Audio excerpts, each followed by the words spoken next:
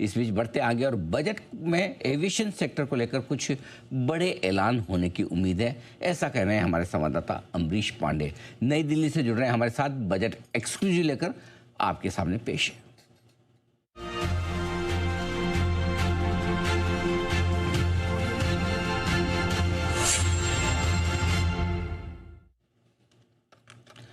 अमरीश, बताइए क्या है बड़ी खबर एविएशन सेक्टर को लेकर? सर, जिस तरीके से हमने देखा है कि एविएशन सेक्टर पर लगातार सरकार का फोकस है, उसके लिए जो रिलेटेड इंफ्रास्ट्रक्चर उसका विकास सरकार कर रही है, उस क्रम में सरकार इसको इंफ्रास्ट्रक्चर का एक दर्जा दे सकती है। बजट में इस बात की घोषणा होने की उम्मीद है।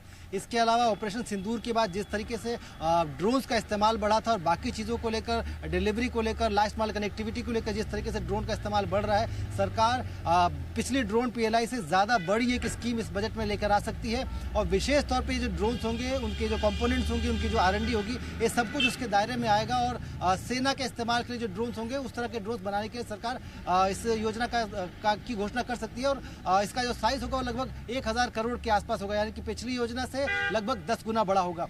साथ ही एयरपोर्ट्स का विकास करने के क्रम में सरकार इस बार 10 नए एयरपोर्ट्स की घोषणा कर सकती है और 16 पुराने जो एयरपोर्ट्स हैं, जो कि छोटे एयरपोर्ट्स हैं, उनको कैसे इंटीग्रेट किया जाएगा 10 बड़े एयरपोर्ट्स हैं, ताकि पब्लिक जो फंडिंग है वो उसमें बढ़ाई जा सके। और उसको लेकर सरकार इसमें बजट में घोषणा करते हुए दिख सकती है। पैसेंजर एयरक्राफ्ट को लेकर सरकार नए सिरे से विचार कर रही थी। कई सारे देशों से भारतीय कंपनियों के टाई-अप्स हुए हैं।